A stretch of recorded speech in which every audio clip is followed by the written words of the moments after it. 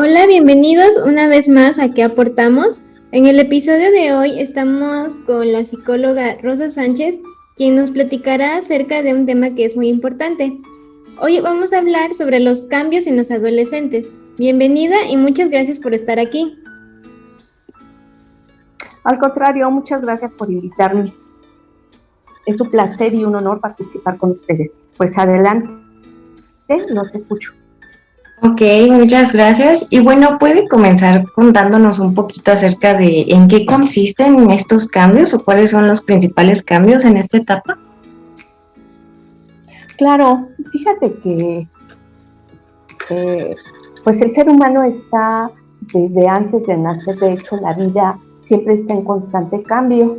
El ser humano es el único ser en la naturaleza que se da cuenta.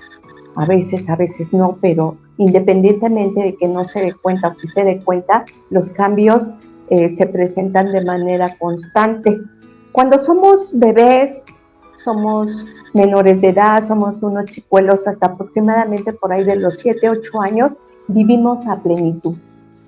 No sentimos tanto las cuestiones críticas o problemáticas. Sí, sufrimos, pero pues no la pasamos tranquilos porque no nos damos cuenta generalmente. Sin embargo, siguen los cambios, pero cuando se llega a la adolescencia, como ya se empieza a tener conciencia de la individualidad, entonces empezamos a tener ciertos cambios ya conscientes. Esos cambios conscientes son a nivel físico y psicológico. A nivel físico, ¿qué te digo? Que en 3 o 4 años cambia nuestro cuerpo de manera radical, empiezan a crecer los senos, las caderas, en el caso de las mujeres, y en el caso de los hombres les empieza a engrosar la voz y sus genitales que están por fuera empiezan a tener cambios importantes. Generalmente en los hombres se hacen torpes, tiran las cosas, están distraídos, y en el caso de nosotras las mujeres empezamos con esta parte ya. En algunos casos prematuros la menstruación puede empezar a los 10, 11 años, y ahí es donde empiezan cambios importantes también en nuestra forma de concebir el mundo. Todo esto es un cambio tremendo para el ser humano, porque empieza a tomar conciencia y en frecuentes ocasiones no tenemos la información necesaria para afrontar estos cambios. O sea, de repente los papás nos regañan, nos llaman la atención, no nos dejan salir, nos cortan la libertad, y eso va generando en el mundo del adolescente una serie de confusiones, de rebeldías, en fin. La rebeldía a esta edad es algo muy importante, necesario, y es lo que nos ayuda a ir considerando nuestra individualidad. A la vez, esto nos puede ir trayendo una serie de problemas, de conflictos y de riesgos. Sin embargo, es importante pues continuar en esta formación, en este crecimiento, maduración y todos estos cambios que se va presentando en el transcurso de la vida del adolescente. Bien, te decía que los adolescentes se enfrentan a una serie de riesgos por estos cambios importantes, sobre todo por la cuestión de la rebeldía, y sobre todo si estos cambios coinciden con, por ejemplo, divorcio de los padres, violencia, abusos de parte de los padres de algunas sustancias, o de los mismos jóvenes que no son lo suficientemente supervisados, en donde se vivan eventos negativos en la vida, que se pueda caer en el consumismo, no solamente de drogas, sino de comida, ejercicio, compras, en fin, hay una variedad de situaciones que se presentan como parte del consumismo. También es muy importante que a esta edad se cuide la salud. Y hay algo muy importante. Es el despertar de la sexualidad. Es el descubrir de manera más consciente que hay una necesidad y que con frecuencia nuestra sociedad limita y frena. Y la limita y la frena porque se corren riesgos importantes. Y a pesar de que en la escuela, desde la primaria y la secundaria, se tocan los temas, pero no se tocan a profundidad ni se tocan en la intimidad de cada uno de los chicos. Y esto genera desconcierto. Y todo esto va teniendo consecuencias porque a veces se van generando actos antisociales, se da mucho, por ejemplo, en la primaria y secundaria, el bullying, el abuso, la violencia, y todo esto lleva un reto muy grande para los adolescentes. Bien, entonces si quisieras hacer la siguiente pregunta. Sí, claro. Bueno, como sabemos, pues muchos de los que ya pasamos la etapa de la adolescencia, pues nos sentimos frustrados, incluso tuvimos momentos de diferentes cambios, ¿no? Con también nuestra familia. Y bueno, ¿usted cómo cree que se podría incentivar que las personas afronten de una mejor manera esta etapa? Bueno, lo ideal sería que fuera desde casa, que en casa se sintieran escuchados, entendidos, acompañados, pero desafortunadamente hay mucha desinformación. Los padres pues, siguen viendo a veces hasta que los hijos son ya maduros, ya muy adultos, los siguen viendo como niños. Y esto lo frena de manera muy importante una comunicación de igual a igual. Obviamente que, pues sobre todo si se ponen a hablar de sexualidad, pues obviamente este es un tema muy importante y muy íntimo, muy personal, que con frecuencia no se puede platicar con los papás, ¿sí? Esto, por ejemplo, actos antisociales, el noviazgo y todo ese tipo de temas que generalmente no se hablan con papá o con mamá porque pues no se tiene la confianza, por un lado, y por otro lado, porque pues cómo vas a estar hablando de novios si todavía ni siquiera él tiene responsabilidades. Entonces viene una serie de puntos donde no se da la facilidad para el diálogo entre una generación y otra. En este sentido, sí es importante sensibilizar a los padres para que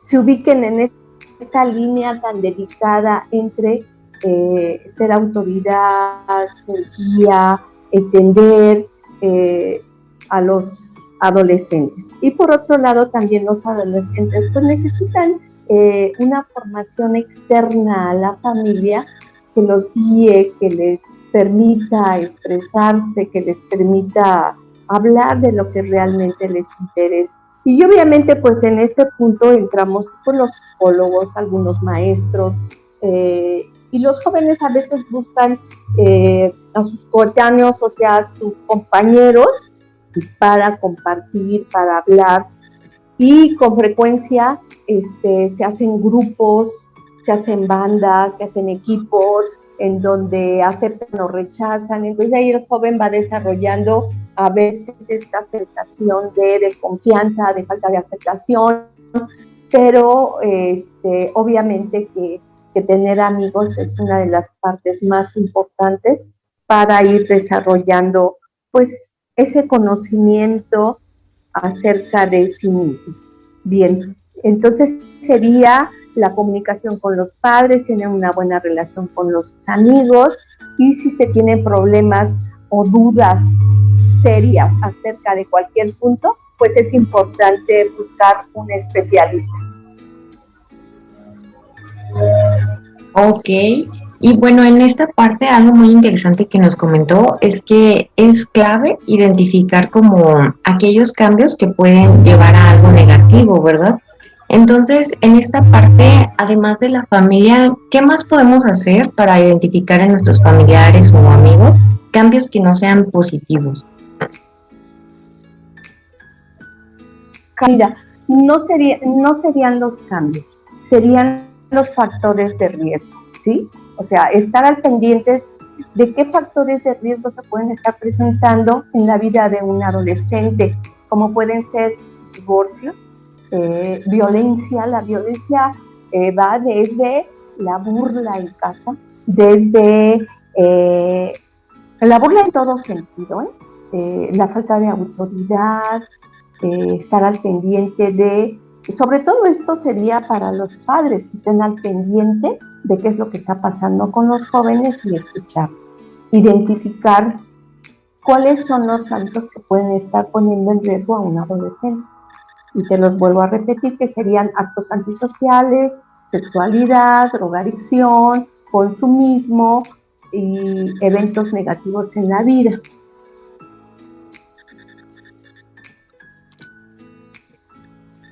Ok, sí, bueno. Sí. Y bueno, ¿usted qué consejo le daría a alguien que está pasando por la adolescencia? Lo primero es hablar, y esto ya es el eslogan de todo mundo, pues hablar con la persona que le tenga confianza, pero hay algo muy importante. De preferencia sería con los papás o con un especialista. Los amigos pues están igual de desconcertados que ellos, buscando formas de aclarar sus dudas. Entonces es importante recurrir a un especialista o a los padres, algún tío, alguna persona confiable dentro de la familia.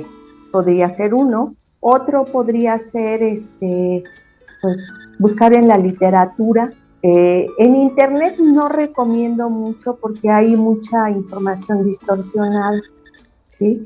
Entonces hay que buscar fuentes cercanas y confiables para tratar de superar, por ejemplo, la soledad, el miedo, la duda respecto a la sexualidad. Y sobre todo en este punto de la sexualidad es muy importante que no se recurra a internet, porque en internet este tema ya está muy manoseado y en lugar de orientar, pues se deriva o puede derivar hacia pornografía, homosexualidad y demás cosas que también es importante tener fuentes confiables. Ok, es muy importante todo lo que nos comenta. Y bueno, para ir finalizando, recientemente se festejó como el Día de la Salud Mental. Entonces, ¿cómo podríamos manejar este tema en los adolescentes? Sobre todo porque muchas veces se normaliza, ¿no? Como de, ay, es que es una etapa, se le va a pasar. Y muchas veces normalizan que es algo normal y que no se requiere ayuda.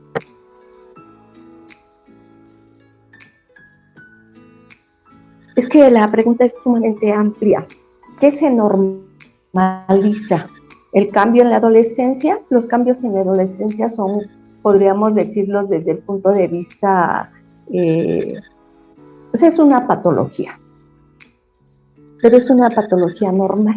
Es el desconcierto, la duda, la violencia, la rebeldía, en fin, hay que estar muy atentos por parte de los adultos y de los expertos en que es una etapa de cambio importante y precisamente por ese cambio importante se puede derivar en peligros como los riesgos psicosociales que ya te mencioné.